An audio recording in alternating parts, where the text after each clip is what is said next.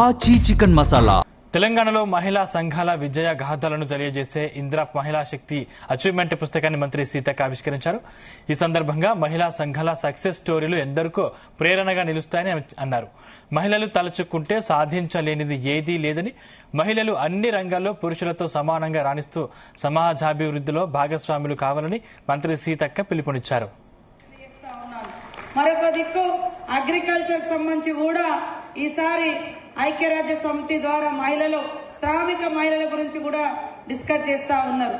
ముఖ్యంగా ఇప్పటికీ కూడా ఈ దేశంలో వ్యవసాయం మీద ఆధారపడినటువంటి కుటుంబాలు 80%, మరి 70% ఉంటే దాంట్లో 80% 80% మహిళలు వ్యవసాయ రంగంలో పనిచేస్తా ఉన్నారు. ఇక్కడికి వచ్చిన మా అక్క చెల్లెలు అమ్మలందరూ మహిళా గ్రూపులలో ఉన్నా పొద్దున్నే పోయేది వ్యవసాయ పనులకే ఎక్కువ పోతా ఉంటారు. అంటే వ్యవసాయం ద్వారా, పంట పండించడం ద్వారా ఈ దేశాన్ని ముందుకు నడిపించగలుగుతున్న వాళ్ళ పాత్ర, మా మహిళల పాత్రే ఎక్కువ. కాబట్టి మహిళల గురించి చర్చించాలి, మహిళల గురించి మాట్లాడాలి, మహిళలకు ఇంకా ఏం సాధించుకోవాలో అవన్నీ సాధించుకోవాలి.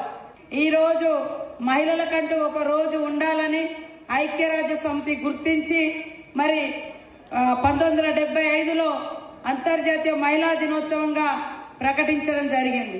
కానీ దీనికంటే ముందు ఒక సోషలిస్ట్ నాయకురాలు, మరి క్లారా జెట్కిన్ అనేటువంటి జర్మనీకి సంబంధించిన నాయకురాలు మహిళల సమస్యల మీద తరచుగా ఇలా మీటింగులు పెట్టి సదస్సులు నిర్వహించి, ఆనాడు మరి కర్మాగారాలలో, ఫ్యాక్టరీలలో పనిచేసేటువంటి మహిళలకు కష్టం ఎక్కువ, ఫలితం తక్కువ ఉండేది.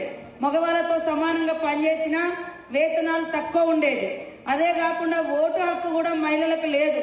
అట్లాంటి అణిచివేత నుంచి మహిళలు పోరాడి సాధించుకున్నటువంటి దినమే ఈ అంతర్జాతీయ మహిళా దినోత్సవం అని ఈ సందర్భంగా తెలియజేస్తాం. మా మహిళా లోకానికి అంతర్జాతీయ మహిళా దినోత్సవ శుభాకాంక్షలను తెలియజేస్తూ